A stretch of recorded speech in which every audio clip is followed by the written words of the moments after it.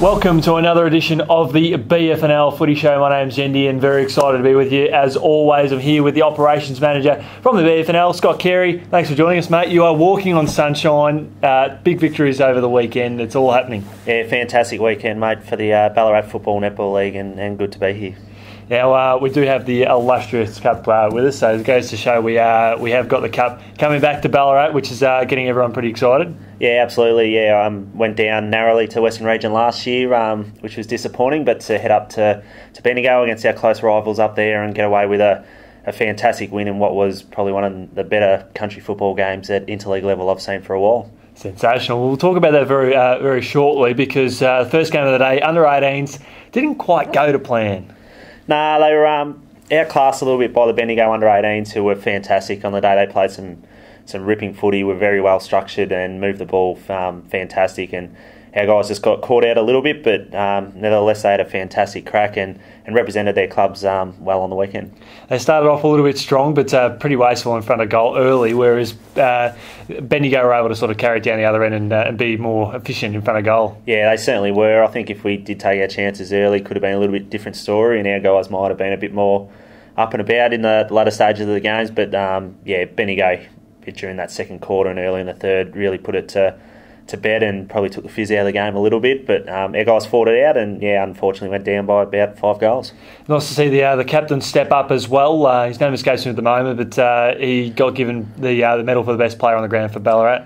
Yeah, Michael Edwards was fantastic from Sunbury and Dustin Oakley from Redan as well, who got the medal on the day. So we had a couple of best on there, presented by the opposition coaches and our coaches themselves. So those two were fantastic on the day and really stood up. Unfortunately, it just wasn't much help from the rest of the guys on the day.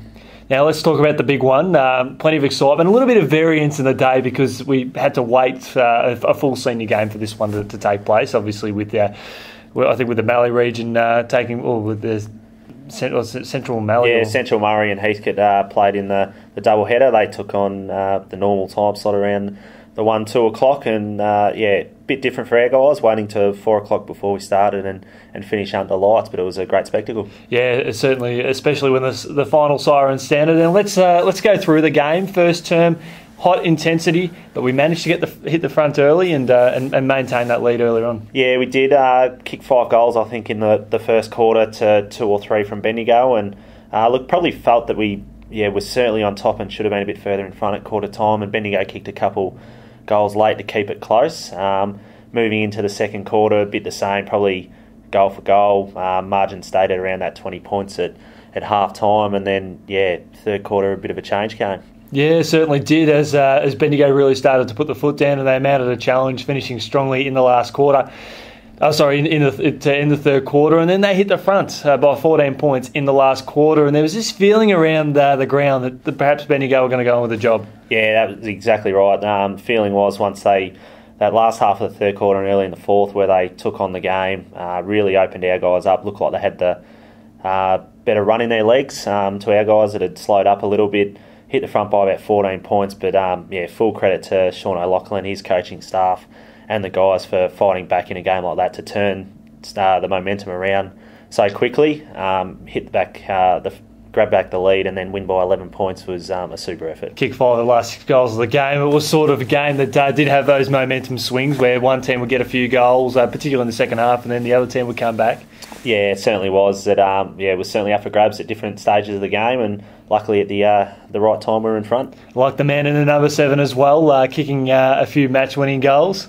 Yeah, Nathan Pring from Lake Wendouree bobbed up a couple of times throughout the night, right at the right time, and kicked the last 2 goals of the game to seal it. But a couple other guys as well, really played a big part for our guys to get back that lead and get the win. I like to see the Graham boys dominate, sharing the ball around often throughout the game as well. Yeah, it did feel like that. They are the 2 Darley boys and brothers kicking into each other most of the game. I reckon they both would have had mid-30s easily, and a couple of goals for those guys. They are superb and fantastic additions to the league, and we were very pleased to have them on our side and not playing against them like we did last year. Wasn't all good news though, because we had young Jake Walker going down with a severe injury. Yeah, unfortunately Jack Walker from Melton suffered a few broken ribs and a punctured lung in late in the third quarter with a collision over the outer side on the half forward. So we wish Jack all the best in his recovery, and hope he's doing well. Yeah, no doubt. You would have got a few celebratory messages to inform that everything was going on nicely with the win. Yeah, I'm sure he would have been pleased when he heard the boys got up in the end. Now, we have had some news come through with the latest in the 2018 rankings, and I guess we talk about the Western region getting the wood on Ballarat last year. It looks like you got a chance for redemption. Yeah, at this stage, until the final rankings are released, probably not until November. At this stage, it looks like we'll come up against Western region again, and I'm sure there'll be a few boys that have already penciled that on the diary to put their hand up again and hopefully get the win this time after a narrow defeat last year. But they had a bit of a touch-up from the Northern Footy League on the weekend, well over 100 points, so I'm sure our guys will go in confident that they can turn it around next year if it's that way it falls. Were you happy with the response from the Interleague program from a football perspective over the last few weeks?